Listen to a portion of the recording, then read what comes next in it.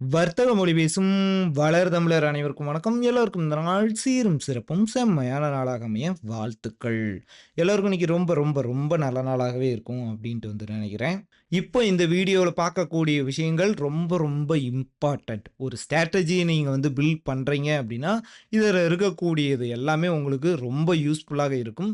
இந்த வீடியோவை கடைசி வரைக்கும் ஸ்கிப் பண்ணாமல் பாருங்கள். வீடியோவை பார்த்து முடிச்சுட்டு பிடிச்சிருந்தா ஒரு லைக் பண்ணிடுங்க. இப்போ ஒரு கேள்வி வந்து உங்களுடைய மனசுக்குள்ள வரலாம். சனி, ஞாயிறு எங்க போன அப்படின்ட்டு. சனி, ஞாயிறுல நான் பொதுவாகவே ட்ரேட் பண்றது கிடையாது. நெறைய மார்க்கெட் அப்படின்றது லீவாக இருக்கிறதுனால, மேக்ஸிமம் சாட்டர்டே அண்ட் சண்டே அப்படின்றது ஒரு சைட்வேஸாக இருந்திருக்கக்கூடிய காரணத்தினால, நான் ட்ரேட் பண்றதில்ல. ஆனா, நேத்து ஞாயித்துக்கிழமை என்ன நடந்துச்சு அப்படின்னு பார்த்தீங்கன்னா, ஒரு பெரிய ஃபால் வந்து நடந்துச்சு. சரிங்களா? ஏறக்குறைய $1,000,000,000 அளவுக்கு ஒரு கரெக்ஷன் வந்து நடந்துச்சு. ஒரு லிக்விடேஷன எடுத்துட்டு வந்து போயிட்டாங்க. ஸோ, இந்த மாதிரி பெரிய லிக்விடேஷன் ஸ்வீப்புக்கு அப்புறம் பார்த்தவங்களுக்கு எல்லாம் ஒரு பெரிய அதிர்ச்சியா இருக்கும். இந்த மாதிரி பெரிய மொமெண்டத்த நான் வந்து மிஸ் பண்ணிட்டேன். இப்ப எனக்கு இம்மீடியட்டா என்ட்ரி எடுத்தே ஆகும். நான் எங்கேயாவது என்ட்ரி எடுக்கணுமே, எப்படியாவது என்ட்ரி எடுக்கணுமே அப்படின்ட்டு ஒரு பெரிய பரிதவிப்பு வந்து வரும். ஸோ அந்த மாரிலாம் நம்ம வந்து அவாய்ட் பண்ணிக்கணும். இங்க எமோஷனல் ஒரு பெர்சன்டேஜ் கூட நமக்கு வந்து ஹெல்ப்ஃபுல்லா இருக்க போறது கிடையாது. "ஏய் சீக்கிரம் மேல ஏறி போய் தொல" அப்படின்னு நீங்க சொன்னீங்கன்னா, மார்க்கெட் அதுக்கேத்த மாரி ரெஸ்பெக்ட்டும் பண்ணாது. "சீக்கிரமா கீழ இறங்கு" அப்படின்னு சொன்னா, அது உங்க பேச்ச கேட்டுட்டு நாய்க்குட்டி மாரி கீழயும் இறங்கி போகாது. ஸோ, அதற்கு நம்ம சில டெக்னிக்கல்ஸ வந்து யூஸ் பண்ணணும். ஸோ, அந்த மாரி சிம்பிளான டெக்னிக்கல்ஸ யூஸ் பண்ணி, எப்படி நல்ல ஒரு என்ட்ரி எடுக்கிறது? எதுவரைக்கும் நம்ம வந்து வெயிட் பண்ணி என்ட்ரி எடுக்கிறது அப்படிங்கிற விஷயங்கள தான் வந்து பார்த்துக்கிட்டு இருக்கோம். இப்ப பார்த்தீங்க அப்படின்னா, ஃபர்ஸ்ட்டு மார்க்கெட்ட பத்தி தெளிவு வந்து வேணும். நான் இப்போ ஒரு வந்து என்ட்ரி எடுக்க போறேன் அப்டின்னா, அது மைனராக இருக்க போகுதா? அல்லது மேஜராக இருக்க போகுதா?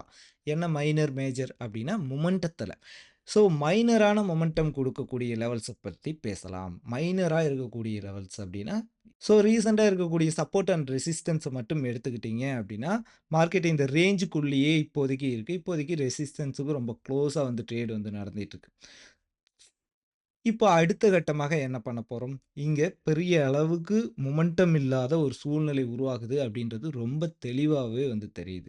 ஸோ இந்த மாரி சாப்பியான சைட்வேஸா இருக்கக்கூடிய மார்க்கெட்ல நம்ம வந்து என்ட்ரி எடுக்கணும் அப்படின்னா, அதற்கேற்ற மாரி நமக்கு டார்கெட்டும் இருக்கா அப்படின்றத வந்து செக் பண்ணிக்கணும். அப்போ என்னுடைய டார்கெட் என்னவாக இருக்கும் அப்படின்னு பார்த்தீங்கன்னா, ரெசிஸ்டன்ஸ பிரேக் அவுட் பண்ணும்போது இந்த ஹை வரைக்கும் போகலாம். சரிங்களா? இந்த ஹை அப்படின்றது ஒரு சப்ளையா இருக்கு. ஏறக்குறைய $1,000,000,000 ஒழித்து கட்டிய சப்ளை. அதனால இந்த சப்ளையில பிலோவா இருக்கக்கூடிய லெவல்ஸ நான் வந்து எடுத்துக்கிறேன். சரியா? ஸோ, என்னுடைய டார்கெட் இதுவாக இருக்க போகுது. அப்போ என்னுடைய சப்போர்ட்ட பிரேக் அவுட் பண்ணுச்சு அப்படின்னா, டார்கெட் எதுவாக இருக்க போகுது? அடுத்து இருக்கக்கூடிய சப்போர்ட்டா இருக்க போகுது. சரியா? ஸோ 2 விதமான விஷயங்கள் கிடைச்சிருச்சு. இப்போ என்ன தெரிஞ்சுக்க போறோம் அப்படின்னு பார்த்தீங்கன்னா, நீங்க எஸ்எம்சியாக இருந்தாலும் சரி, ஐசிடியா இருந்தாலும் சரி, இண்டிகேட்டர் யூஸ் பண்றவங்களாக இருந்தாலும் சரி, வேற உங்களுக்குன்னு ஒரு ஸ்ட்ராட்டஜி உருவாக்கி, அதுக்குன்னு ஏதாவது பேர் வச்சுக்கிட்டு இருக்கிறவங்களா இருந்தாலும் சரி, இதுதான் அடிப்படையே. ஸோ இந்த அடிப்படை இல்லாம எதுவுமே இல்ல. அதுதான் பணம். என்ன சொல்ல வரேன் அப்படின்ட்டு பார்த்தீங்கன்னா, இப்போ ஒரு நான் லாங் பொசிஷன் எடுக்கிறேன் அப்படின்னா, என்னுடைய ரிஸ்க்ல மாற்றம் வந்து கிடையாது. ஆனா என்னுடைய ரிவார்ட் அப்படின்றதுல மாற்றம் வந்து இருக்கு. சரியா? ரிஸ்க் இதுவா தான். இந்த 1000 புள்ளிகள் தான் என்னுடைய ரிஸ்க். இந்த $1000 ரிஸ்க் எடுக்கணும். அதுக்கேத்த மாரி ரிவார்ட் ஏதாவது கிடைக்குதா அப்படின்றத வந்து தேடணும். அப்படி பார்க்கிறப்போ 1:1 ரேஷியோ கூட இல்லாத ஒரு என்ட்ரியா இருக்கு. ஸோ கிரிப்டோல ட்ரேட் பண்றவங்களுக்காக வந்து சொல்றேன். நீங்க 1:1 ரேஷியோலாம் ட்ரேடே பண்ணாதீங்க. அதுவும் மிக முக்கியமாக என்ன மாதிரி மினிமம் கேப்பிட்டல் பயன்படுத்தி ட்ரேட் பண்றவங்களுக்காக சொல்றேன். அந்த மாரி என்ட்ரிய அவாய்ட் வந்து பண்ணுங்க.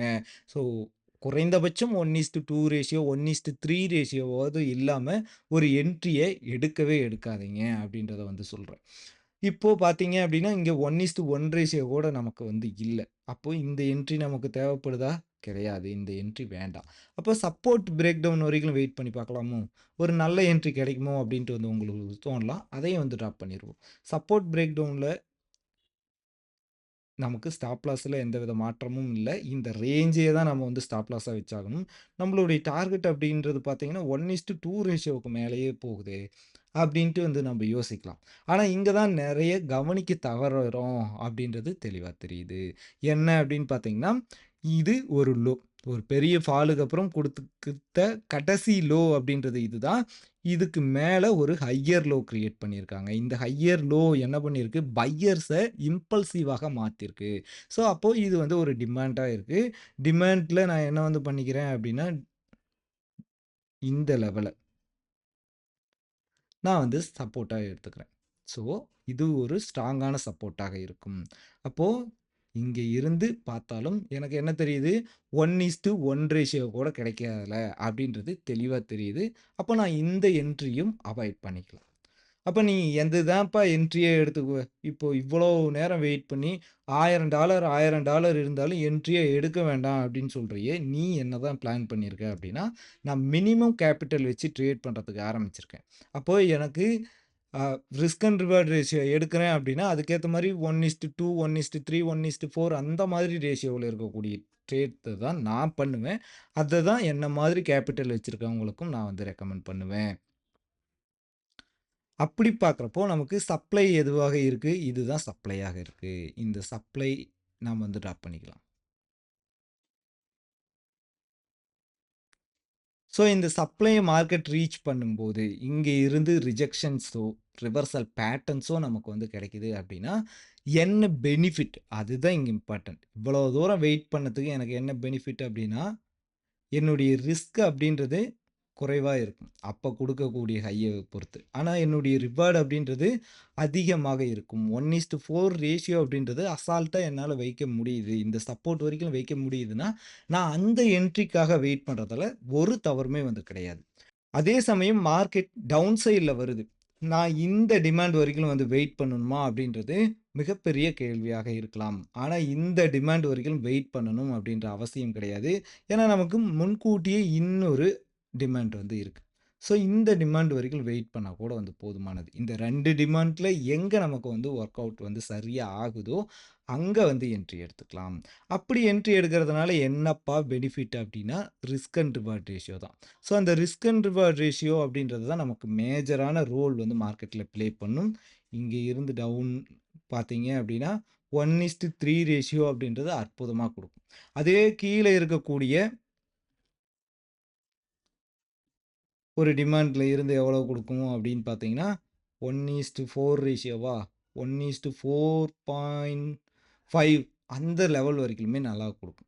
ஸோ, அதனால இந்த 2 டிமாண்டும் ஒரு பெர்ஃபெக்ட்டான டிமாண்டாக இருக்கும். சரிங்களா? இப்போ உங்களுக்கு ரொம்ப சிம்பிளாவே புரிஞ்சிருக்கும்.